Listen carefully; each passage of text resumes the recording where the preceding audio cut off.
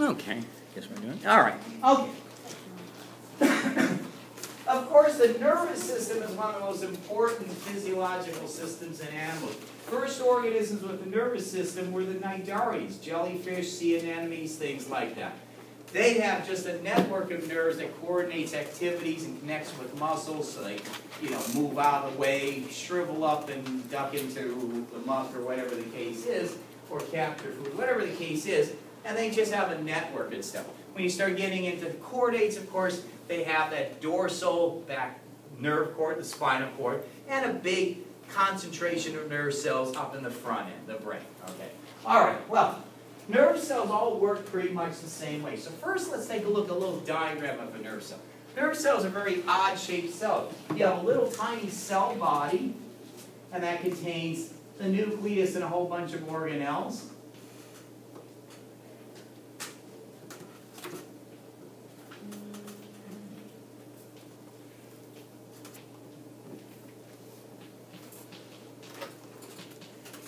Okay, that cell body is microscopic, and branching off that cell body are numerous small fibers called dendrites.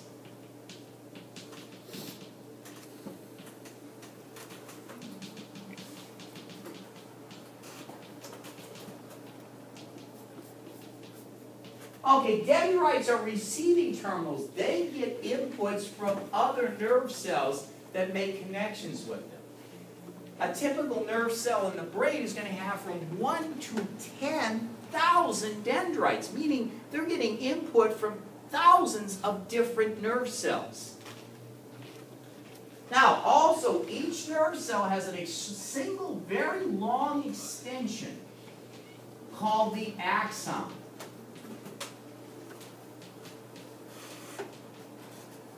And the axon is sort of a sending terminal.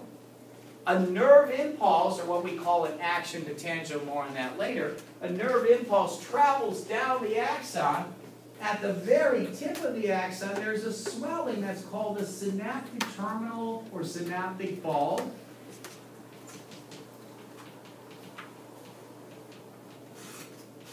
And that synaptic terminal is where we're going to start making connections with another nerve cell. Now, the synaptic terminal makes a connection with the dendrite of another nerve cell. So the nerve impulse travels down the axon, and then somehow that signal is transmitted from the synaptic terminal to the next nerve cell. And this gap, in this case, the cells are not fused together. There's a space here. And that space is about, is about 20 nanometers or so wide. In other words, about 1/1000th of an inch wide. It's a very narrow space, but the cells are not fused together. And that space we call the synapse. And that's where the action is. So what will happen? Nerve cells receive input signals through numerous dendrites, and sometimes that will cause a nerve impulse to be fired down the axon, and then that releases what we call neurotransmitters, molecules that will activate or shut off this dendrite here. We'll see how that works in a little moment. Okay, that's a basic structure of a nerve cell. Now once again, a nerve cell, especially in our brain, may receive inputs through thousands of dendrites, but it still has only a single axon and makes a single connection, a single synapse to some other nerve cell. Okay, now let's enlarge this and see what's going on at the molecular level. Nerve transmission is due to facilitate diffusion of sodium ions, potassium ions, and to a lesser extent chloride ions.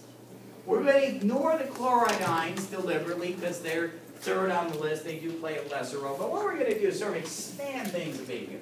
So here's a big expanded portion of the axon. We're going to have this huge synaptic terminal over here, and we have the synapse, and now here's a dendrite.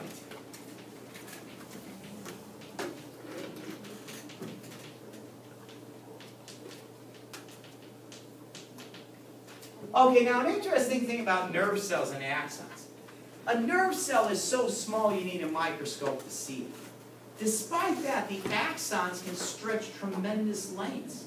For instance, there are axons, there are nerve cells at the base of my spinal cord that go all the way up into my brainstem. That's a distance of about 1 meter. If you happen to be a large whale or one of those big, huge sauropod dinosaurs, you may have had axons 20, even 30 meters long. So thin, though, that you cannot see them without a microscope. What supports these things is a whole network of cytoskeleton and filaments that supports the structure of the axon. And for the most part, you're not seeing a bunch of organelles in the axon. You see little vesicles, little membrane-bound compartments full of things that get shuttled down the axon or from the cell body to down the axon, or sometimes in reverse, from the axon down to the cell body. So it's kind of like railroad tracks, the cytoskeleton, and these vesicles move back and forth.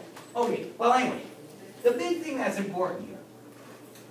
First of all, like all cells, we're going to have high potassium inside, and low potassium here. We're going to have low sodium inside, but high sodium outside. So that's the way we start. Now,